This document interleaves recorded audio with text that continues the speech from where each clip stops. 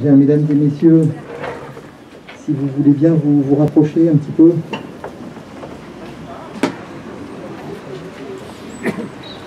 Merci à toutes et à tous de votre venue aujourd'hui pour ce moment de recueillement.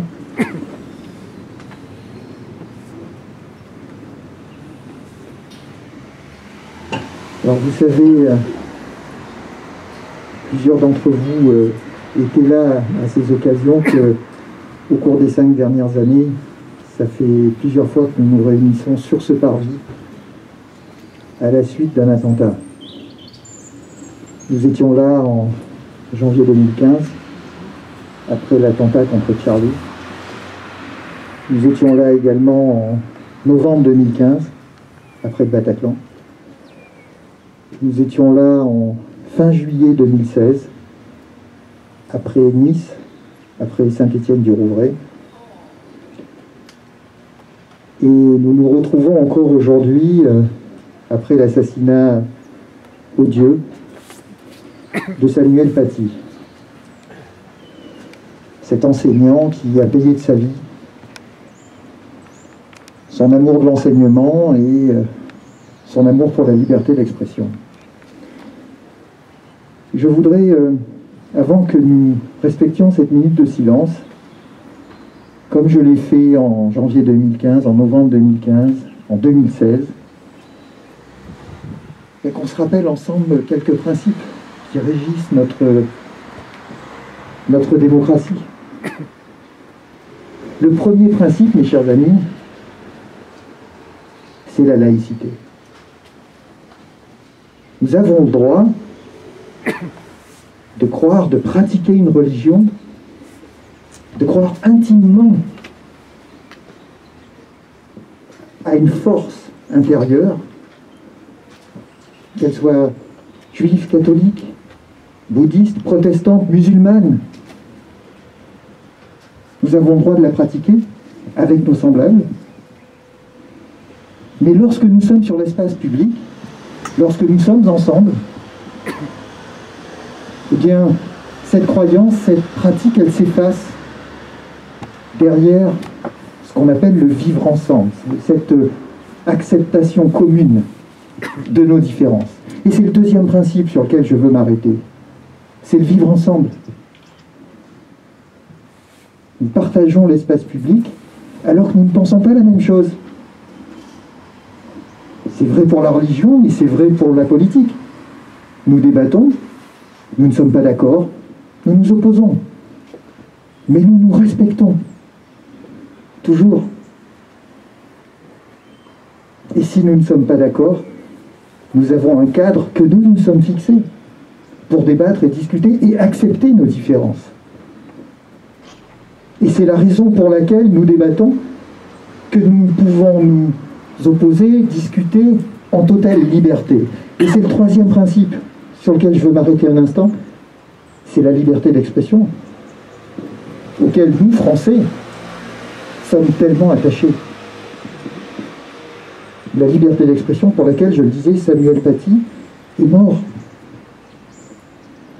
Car nous avons le droit, en France, de nous moquer.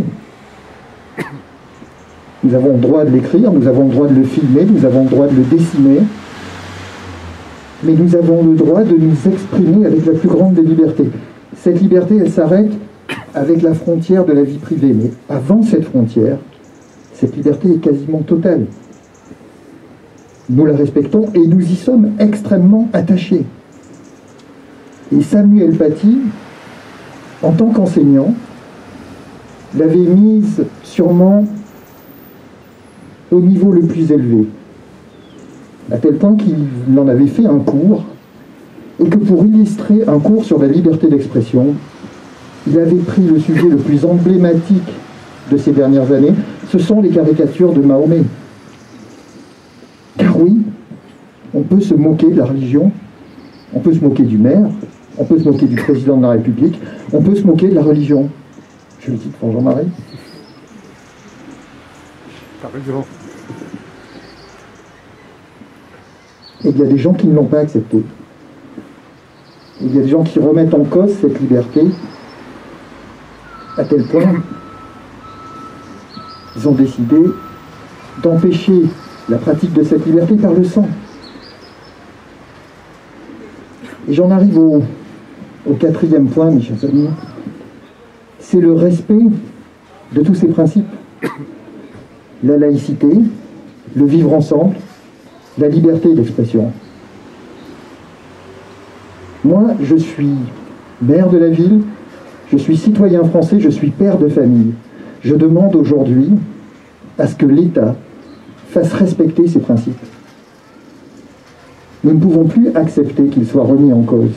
S'il y a des gens sur notre territoire, s'il y a des Français qui refusent ces principes, pour qui ces principes causent un tel problème philosophique qu'ils veulent les mettre à mal par le sang, alors il faut que nous empêchions ces gens d'agir. Il faut que la démocratie, le principe républicain s'applique dans ce pays.